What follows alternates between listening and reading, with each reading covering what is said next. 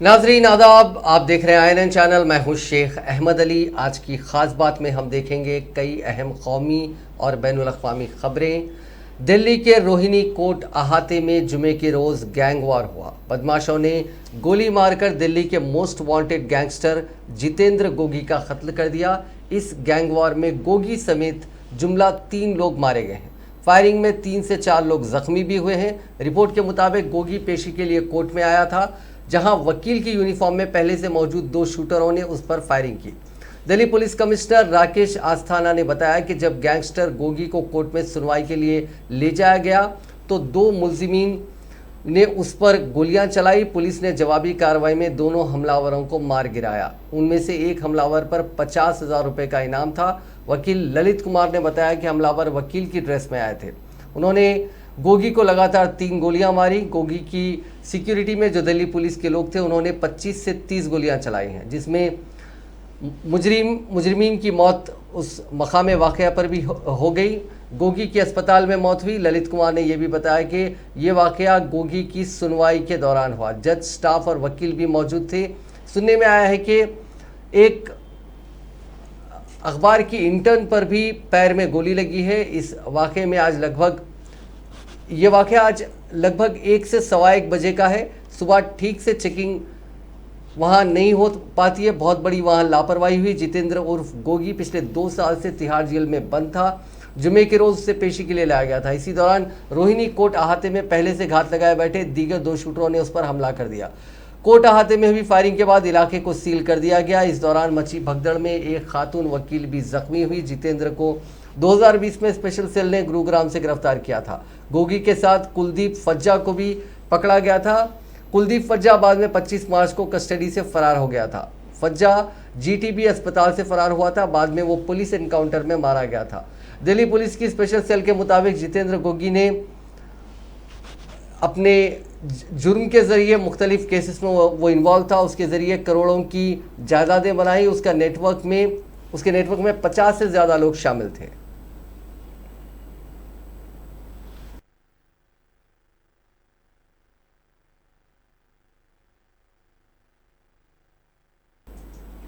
हफ्ते के आखिरी दिन यानी जुमे के रोज़ बाजार मजबूती के साथ खुले। बाजार खुलते ही सेंसेक्स ने एक नई तारीख रकम की। सेंसेक्स पहली बार 60,100 के पार खुला। कारोबार के दौरान सेंसेक्स ने 60,333 का और निफ्टी ने 17,947 का लेवल छुआ और आखिर में सेंसेक्स 163 पॉइंट चढ़कर 60,048 पर और निफ्टी 30 पॉइंट चढ़कर 17,853 पर बंद हुआ। इससे पहले सेंसेक्स 60,158 और निफ्टी 17,897 पर खुला था। सेंसेक्स के 30 शेयर्स में से 13 शेयर्स बढ़त के साथ और 17 शेयर्स कमजोरी के साथ कारोबार करते दिखे। एशियन पेंट्स के शेयर में 3.72% की तेजी देखने को मिली। M&M और HCL टेक के शेयर में 2% से ज़्यादा की तेजी रही। अमरीकी दौरे के दूसरे दिन वज़ीर आज़म नरेंद्र मोदी ने कारोबारी नुमाइंदों से मुलाकात के बाद ऑस्ट्रेलिया के वज़ीर आज़म स्कॉट मॉरिसन के साथ अपनी पहली सिफारती मुलाकात की और हिंद व बहरे अलकोहल खित्ते में बाहमी ताउन और हम आहंगी बढ़ाने के अपने अज़्म का इजहार किया। मोदी ने कल शाम 5 बड़ी कंपनियों Qualcomm, adobe, first solar, general Atomics और ब्लैकस्टोन के चीफ एग्जीक्यूटिव ऑफिसर्स के साथ अलग अलग मीटिंग्स की और उन्हें हिंदुस्तान में सरमायाकारी के मौके के बारे में आगाह किया। CEOs से मुलाकात के बाद वज़ीर आज़म मोदी की मुलाकात ऑस्ट्रेलिया के वज़ीर आज़म मॉरिसन से हुई। वज़ीर ख़ारजा एस जयशंकर, कौमी सलामती के मुशीर अजीत डोभाल, सेक्रेटरी ख़ारजा हर्षवर्धन श्रृंगला और वजारत ख़ारजा में जॉइंट सेक्रेटरी वानी राव भी इस मीटिंग में मौजूद थे। वज़ीर आज़म के दफ्तर ने तकरीबन निस्फ घंटे की मीटिंग के बाद ट्वीट किया कि मोदी ने मॉरिसन के साथ मुख्तलिफ मौज़ूआत पर बातचीत की, जिसका मकसद हिंदुस्तान और ऑस्ट्रेलिया के दरमियान इक़्तिसादी और अवाम से अवाम के ताल्लुकात को गहरा और मजबूत करना है। वजारत ख़ारजा के तर्जुमान अरिंदम बागची ने कहा कि दोनों रहनुमाओं ने हालिया इलाकाई और आलमी पेशरफ्त के अलावा कोविड-19 के उमूर, तिजारत, दिफा, साफ तवानाई और दीगर उमूर पर 2 तरफ़ा ताउन बढ़ाने के तरीक़ों पर तबादला ख्याल किया। समझा जाता है कि अहम बातचीत मौसमियाती तब्दीली, इक़्तिसादी ताल्लुकात के साथ साथ बैनुल-अक़वामी दहशतगर्दी से निपटने और हिंद बहरहाल खित्ते में चीनी तौसी पसंदी को रोकने के लिए स्ट्रैटेजिक ताउन और हम आहंगी को बढ़ाने पर हुई, जो कल कोविड समिट में जारी रहेगी। वज़ीर आज़म मोदी ने अमरीकी नायब सदर कमला हैरिस से भी मुलाकात की। अमरीका की तारीख में पहली मरतबा हुआ कि अमरीका में हिंदुस्तान से ताल्लुक़ रखने वाले अमरीकी नायब सदर ने हिंदुस्तान के वज़ीर आज़म का इस्तकबाल किया हो। अमरीकी नायब सदर कमला हैरिस ने कहा कि उनको वज़ीर आज़म का इस्तकबाल करते हुए खुशी महसूस हो रही है। वज़ीर आज़म मोदी ने भी अमरीकी नायब सदर कमला हैरिस की काफ़ी तारीफ़ की। वज़ीर आज़म ने कहा कि कमला हैरिस पूरी दुनिया के लिए एक मिसाल हैं। वज़ीर आज़म ने कमला हैरिस को हिंदुस्तान आने के लिए मदऊ किया। वज़ीर आज़म ने कहा कि अगर कमला हैरिस हिंदुस्तान आती हैं तो पूरे हिंदुस्तान को बहुत खुशी होगी। मुलाकात के दौरान वज़ीर आज़म नरेंद्र मोदी ने इस यकीन का इजहार किया कि अमरीकी सदर जो बाइडन और नायब सदर कमला हैरिस की क़यादत में हिंदुस्तान और अमरीका के ताल्लुकात नई ऊंचाइयों पर पहुँचेंगे।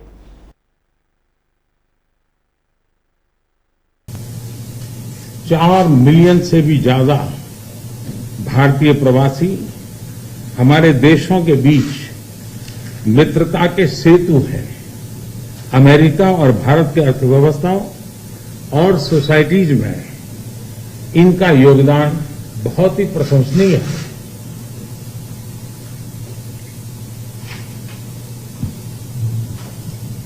Excellency, between India and the US, the very vibrant and strong people-to-people connections that we have, you know that all too well.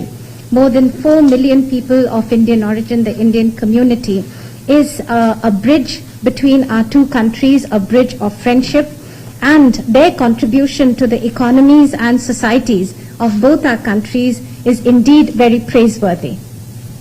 Excellency, आपका उपराष्ट्रपति के नाते चुने जाना अपने आप में एक बहुत ही महत्वपूर्ण घटना है, ऐतिहासिक घटना है और आप पूरे विश्व के में बहुत से लोगों के लिए प्रेरणा स्रोत है।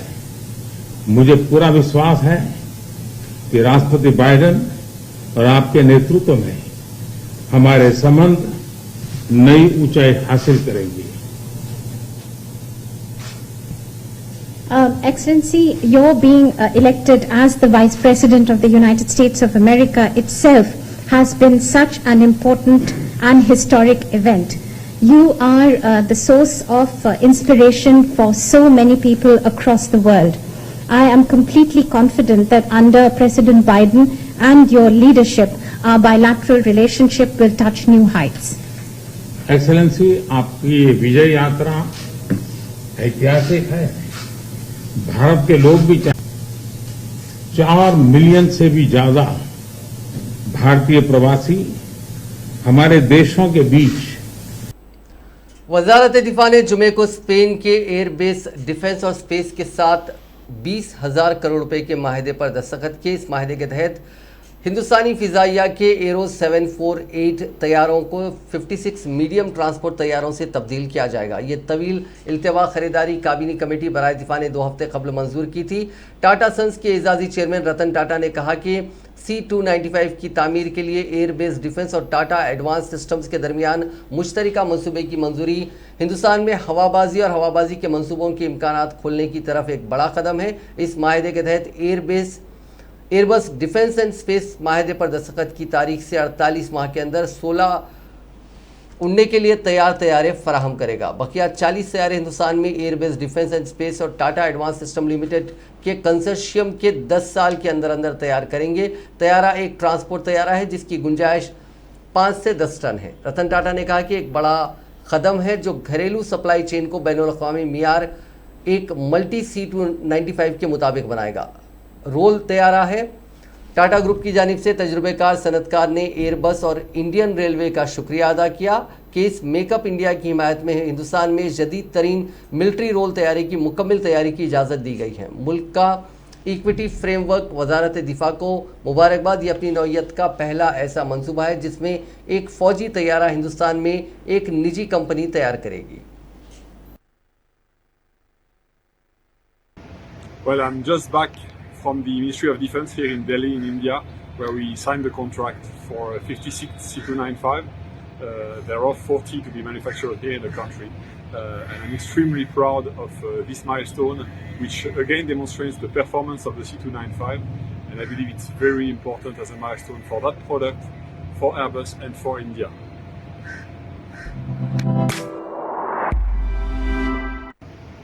Well, I'm just back from the Ministry of Defense here in Delhi in India. वजारत दिफा फौज के लिए सरकारी शोबे के इदारे हेवी व्हीकल्स फैक्ट्री यानी HVF से नई सलाहियतों से लैस 118 अहम जंगी टैंक अर्जुन AK-1A खरीदेगी। ये टैंक वजारत दिफा के इदारे DRDO ने तैयार किए हैं। उनमें से इसके पिछले एडिशन MK-1A के मुकाबले में 72 नई खुसूसियात हैं और ये पहले से ज़्यादा देसी हैं। वजारत ने कहा कि इस ऑर्डर से मुल्क की 200 कंपनियों को HVF के साथ काम करने का मौका मिलेगा और मुलाजिमतों के 8000 नए मौके पैदा होंगे। वजारत ने कहा कि फैसला वज़ीर आज़म नरेंद्र मोदी के खुद कफील हिंदुस्तान के अहदाफ की सिमत में बड़ा कदम है। ख्याल रहे कि वज़ीर आज़म मोदी ने पहला MK-1A टैंक 14 फरवरी 2021 को बर्री फौज के सरबराह जनरल MM नरवणे को चेन्नई में सौंपा था। मरकजी हुकूमत ने सुप्रीम कोर्ट में हलफनामा दायर कर बताया कि अदर बैकवर्ड क्लासेस की सेंसस यानी उनकी मरदमशुमारी इंतज़ामी तौर से करना काफ़ी मुश्किल और बोझल काम है, इसलिए सोच समझकर एक स्ट्रैटेजी एक पॉलिसी साज फैसला लेने के तहत इस तरह की जानकारी को सेंसस के दायरे से अलग रखा गया है। सोशल जस्टिस और माफ़ कीजिएगा union ministry of social justice ने अपने हलफनामे में ये भी बताया कि सोशली और इकोनॉमिकली बैकवर्ड क्लासेस 2011 में इनकी कास्ट वाइज इनका सेंसस गलतियों से भरा हुआ था। ज़ात से मुतालिक सेंसस के रिकॉर्ड काबिल भरोसा नहीं है। ऐसे में किसी भी तरह का रिजर्वेशन, रोज़गार या मकामी इंतखाबात के लिए कोई फ़ैसला इसकी बुनियाद पर करना सही नहीं होगा। मरकज़ी हुकूमत ने सुप्रीम कोर्ट से गुजारिश की कि 2021 की सेंसस में OBC पॉपुलेशन की अलग से गिनती करने का जो हुक्म ना दिया जाए। हुकूमत ने कहा कि SCCC 2011 सर्वे OBC सर्वे नहीं है जैसा कि इल्ज़ाम लगाया जा रहा है, बल्कि ये मुल्क में सभी घरों में मकामी सतह पर जो ज़ात पात का पॉपुलेशन है उसका पता लगाने का एक अमल है। मरकज़ ने दीगर ज़ातों के बारे में जानकारी सेंसस से बाहर रखी है और ये पॉलिसी डिसीजन है जो सोच समझकर लिया गया है। सुप्रीम कोर्ट ने इस मामले में 26 अक्टूबर को अगली सुनवाई रखी है। मरकजी वजीर नितिन गडकरी ने जुमे के रोज़ कहा कि वो अगले 3 से 4 महीनों में कार के इंजन में बदलाव को लेकर अहकाम जारी करेंगे। इसके तहत सभी गाड़ियों के मैन्युफैक्चरर्स को फ्लेक्स इंजन यानी एक ऑप्शनल फ्यूल चुनने वाले इंजन के गाड़ियों के मैन्युफैक्चरिंग के लिए लगाना ज़रूरी कर दिया जाएगा। गडकरी करीब 2 साल से कार कंपनियों से फ्लेक्स इंजन बनाने की अपील कर रहे हैं, लेकिन इसे कंपलसरी नहीं किया गया। पहली बार इस तरह के इंजन के लिए अहकाम जारी किए जा रहे हैं। यानी ये एक ऐसे इंजन की बात करें जिसमें पेट्रोल, डीजल, एथेनॉल या फिर इलेक्ट्रिक से चलने की सभी ऑप्शंस और एक ही इंजन में ये सभी खूबियाँ मरकजी हुकूमत लाना चाहती है। मला एक माझी इच्छा आहे की माझ्या आयुष्यात मला हे पेट्रोल डिझेल बंद करायचं आणि याच्याकरता या देशातला शेतकरी याचा पर्याय देऊ शकतो।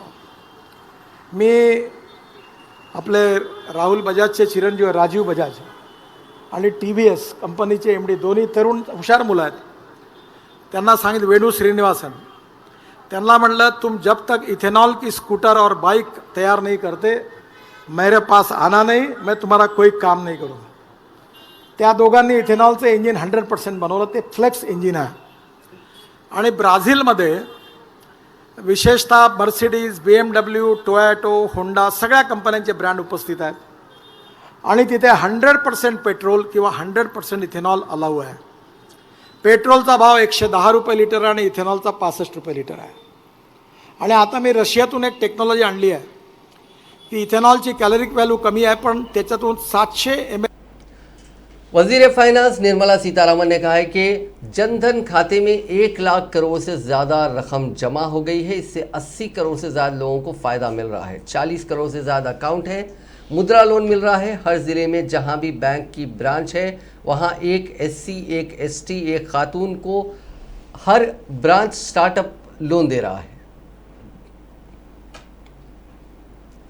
पंजाब के नौ मुंतखब वज़ीर आला चरणजीत सिंह चन्नी ने वीआईपी कल्चर को ख़त्म करने के इशारे देते हुए अपनी हिफाजत को कम करने की हिदायत जारी कर दी। उन्होंने कहा कि वो भी आवाम की तरह ही हैं और उन्हीं में से एक है, लिहाजा अपने ही भाइयों से हिफाजत के लिए उन्हें 1000 सिक्योरिटी एहलकारों की फ़ौज की ज़रूरत नहीं है।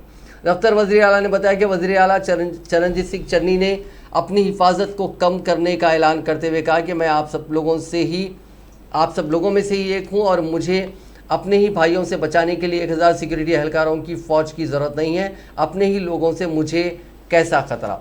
गौरतलब है कि वज़ीर आला चरणजीत सिंह ने अपनी हलफबरदारी तकरीब के बाद खुद को आम आदमी करार दिया था, जिससे ये वाज़ेह हो गया था कि उनका जोर वीआईपी कल्चर को ख़त्म करने पर रहेगा।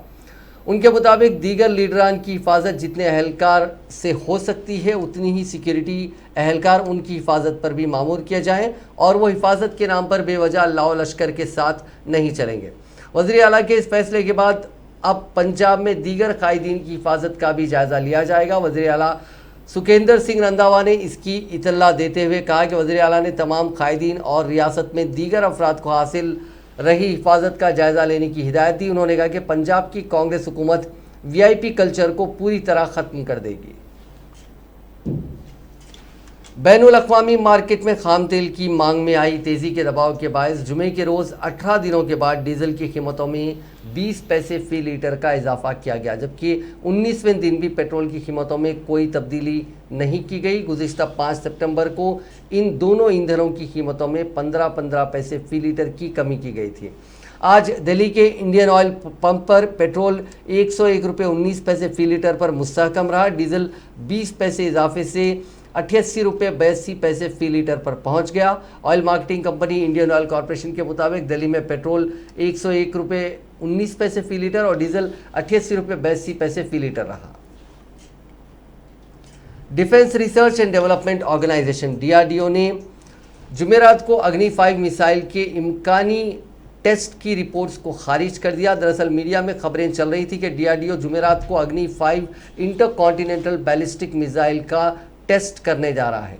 कुछ ही हफ्तों पहले DRDO ने यह मिसाइल सिस्टम हिंदुस्तानी एयरफोर्स को सौंपा है। आने वाले कुछ दिनों में इसका टेस्ट इस बात का इशारा हो सकता है कि फ़ौज इसे अपने बेड़े में शामिल कर रही है। ये टेस्ट जिसके अक्टूबर में होने का इम्कान है वो पहले 2020 में होना था, लेकिन कोरोना वबा के चलते ये टाल दिया गया था। DRDO ने 2008 में अग्नि 5 पर काम शुरू किया था। DRDO के research centre Imarat RCI, advance system laboratory ASL और defence research and development laboratory DRDL ने मिलकर इसे तैयार किया है।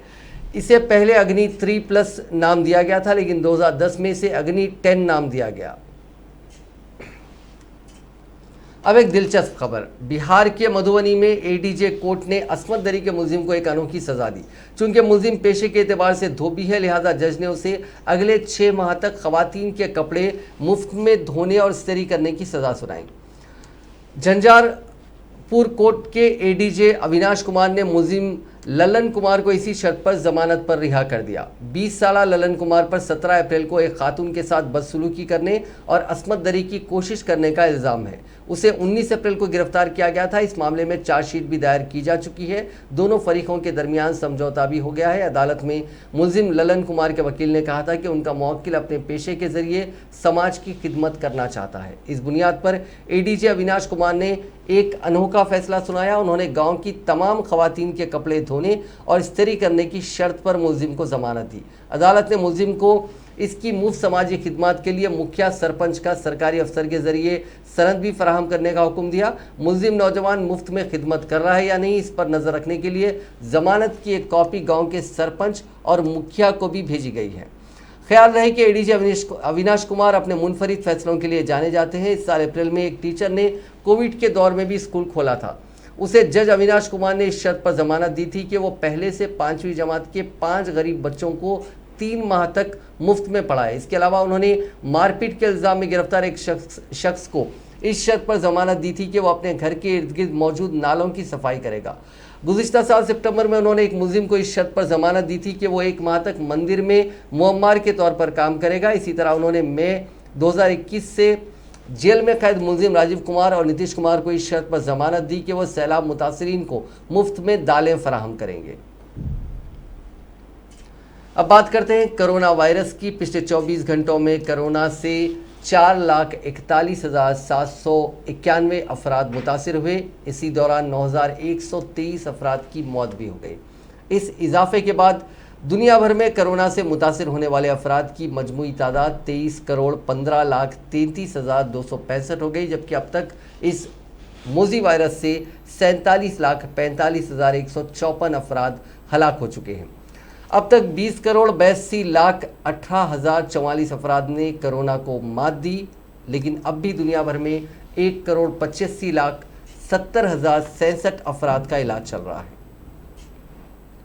हिंदुस्तान में कोरोना वायरस के इन्फेक्शन से सेहतयाब होने वालों की तादाद में 2 दिनों तक कमी दर्ज किए जाने के बाद गुज़िश्ता 24 घंटों के दौरान एक बार फिर इसमें इजाफा हुआ है, जिससे शिफायाबी यानी रिकवरी रेट बढ़कर 97.78% हो गया। दरियासना मुल्क में जुमेरात को 72,20,642 अफराद को कोरोना के टीके लगाए गए और अब तक 84,15,18,026 अफराद को टीके लगाए जा चुके हैं।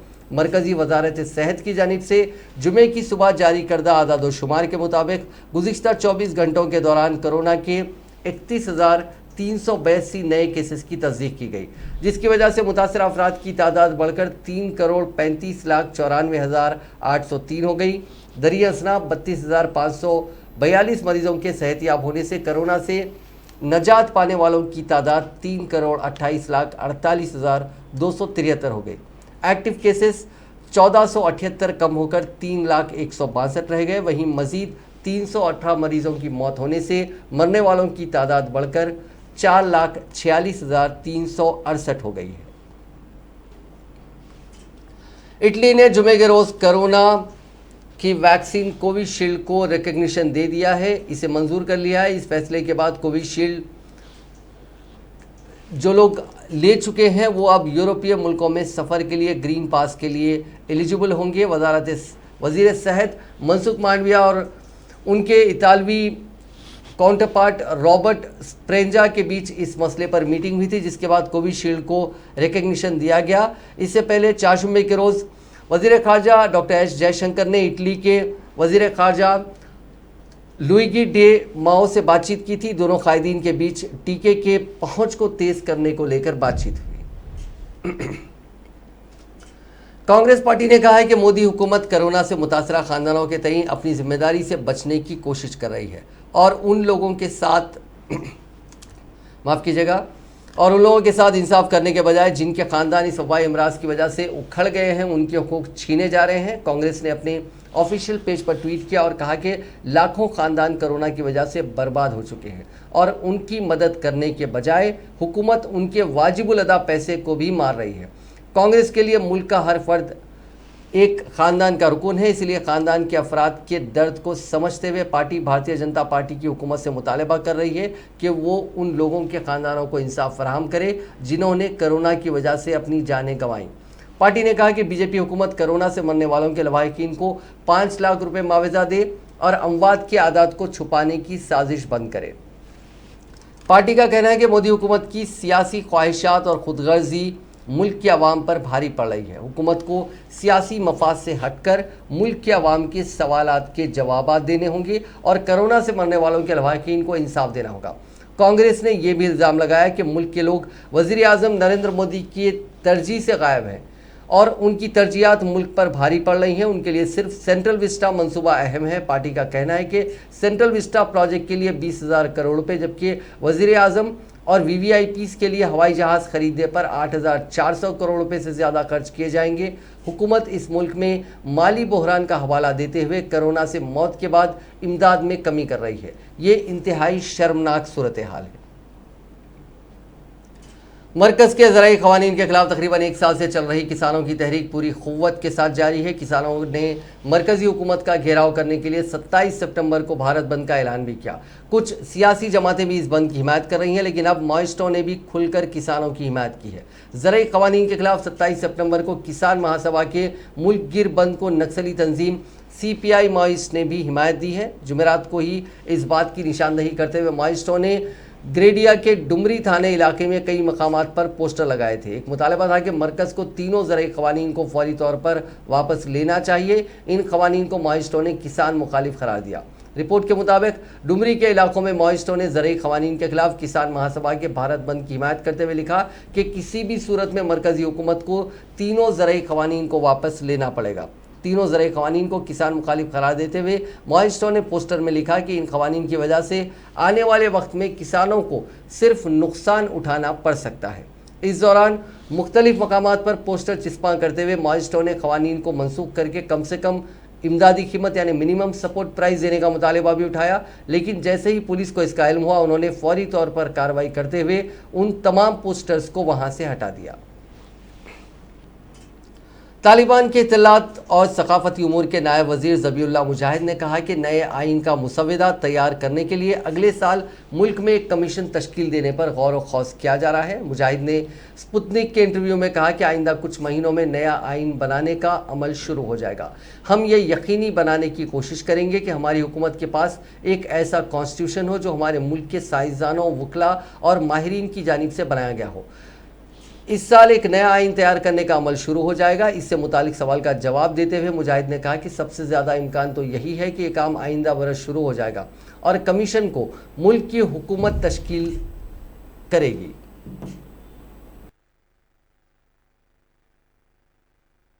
عرضه خدمات صحی بهتر در کشور است، از جمله کمبود دارو در افغانستان. در این مورد چی صحبت مردم افغانستان را همکاری خواهد کرد، کمک‌های بیشتر را جلب خواهد کرد و کمک‌های را فعلا هم آماده دارند که وارد افغانستان شود. و در مورد व्हाइट हाउस की प्रेस सेक्रेटरी जेन साकी ने कहा कि 30 सितंबर को मौजूदा फंडिंग खत्म होने की हालत में जो बाइडेन इंतजामिया मुमकिना गवर्नमेंट शटडाउन की तैयारी कर रहा है। साकी ने जुमेरात को एक प्रेस ब्रीफिंग में OMB का तस्करा करते हुए कहा कि ये मैनेजमेंट और बजट यानी OMB के लिए कई इंतजामिया में तवील मुद्दत से चली आ रही रस्म के मुताबिक है, जो एजेंसी के सीनियर मुलाजिमीन को मुनज़्ज़म शटडाउन मंसूबों का तज्जिया और अपडेट करने की ज़रूरत की याद दिलाता है। एक न्यूज़ एजेंसी ने उनके हवाले से कहा कि ये रस्मी गाइडेंस नहीं है, ये सिर्फ एक रिमाइंडर है। हम 7 दिन बाहर हैं और हमें किसी भी इमरजेंसी हालत में यकीनी तौर से तैयार रहने की ज़रूरत है, इसलिए हम इसे एक मुस्तकिल कदम की शक्ल में देखते हैं। साकी ने कहा कि बाइडेन इंतज़ामिया अमरीकी वबा रद्द-ए-अमल, माशी असलाह या दीगर तरजीहात पर मुमकिना गवर्नमेंट शटडाउन के असरात को कम करने के लिए कदम उठा रहा है। मामला यह है कि शटडाउन हैरत अंगेज़ तौर पर महंगा, तकसीम करने वाला और नुकसानदाह है। डायरेक्टरेट पब्लिक हेल्थ कोशिशें आम तौर पर बंद के दौरान आगे बढ़ सकती हैं क्योंकि उन्हें छूट दी गई है और ये यकीनी तौर पर हमारा इदारा है। Well, we are taking every step we can to mitigate the impacts of a potential shutdown on our pandemic response, economic recovery, or other priorities. The fact is, shutdowns are incredibly costly, disruptive, and damaging. ईरानी वजारत ख़ारजा के तर्जुमान सईद खतीबज़ादा ने कहा है कि Iran और Saudi अरब ने खलीज की सलामती के मामले पर मुज़ाकरात में संजीदा पेशरफ्त की है। उन्होंने बताया कि गुज़िश्ता चंद माह के दौरान इराक़ी दारुल-हुकूमत बगदाद में सऊदी हुकूमत के साथ हमारी बातचीत के कई अदवार हुए हैं। उनमें मुख्तलिफ दो तरफ़ा उमूर पर मुफीद तबादला ख्याल किया गया। ईरान के सरकारी खबर रसां इदारे इरना ने खतीबज़ादा के हवाले से बताया कि दोनों मुल्कों में खलीज में सलामती के मौजू पर संजीदा पेशरफ्त हुई है। उन्होंने मज़ीद कहा कि ईरान के ख्याल में खित्ते के मसाइल का हल खित्ते के अंदर ही से एक जामे मैकेनिज़्म के ज़रिए तलाश किया जा सकता है। ईरान एक तवील अरसे से मशरिक़ औसत में गैर मुल्की मुदाखलत के ख़िलाफ़ आवाज़ बुलंद करता रहा है। आखिर में एक दिलचस्प खबर, अपने वालिद को फेलिसिटेट करने और उन्हें हमेशा अपने पास रखने की मंशा के साथ सांगली ज़िले के एक बेटे ने अपने इंस्पेक्टर वालिद का सिलिकॉन का स्टैचू बनवाया। ये स्टैचू सोफे पर बैठी हुई पोजीशन में है और इसे देखकर आप एक बार में धोखा भी खा सकते हैं। मूर्ति पर नज़र डालने वाला रंग, रूप, बाल, भवें, चेहरा, आंखें और जिस्म का लगभग हर हिस्सा देखने में किसी जिंदा इंसान की तरह दिखाई देता है। इसे बनवाने वाले अरुण कोरे का दावा है कि ये महाराष्ट्र का पहला सिलिकॉन स्टैचू है। उन्होंने इसे अपने वालिद राव साहब शामराव कोरे की याद में बनवाया। राव साहब शामराव कोरे पेशे से रियासती हुकूमत के आबकारी महकमे के एक ऑफिसर थे। पिछले साल ड्यूटी के दौरान कोरोना से उनकी मौत हो गई थी। कोली कम्युनिटी के कायद के रूप में मशहूर राव साहब इलाके में काफ़ी अच्छा इमेज रखते थे। यही वजह है कि उनके इस स्टैचू को देखने के लिए दूर दूर से लोग यहां पे आ रहे हैं। नाजरीन, आज की खास बात में बस इतना ही। आपसे कल मुलाकात होगी नई खबरों के साथ, नए एनालिसिस के साथ। फिलहाल दीजिए इजाजत। खुदा हाफिज।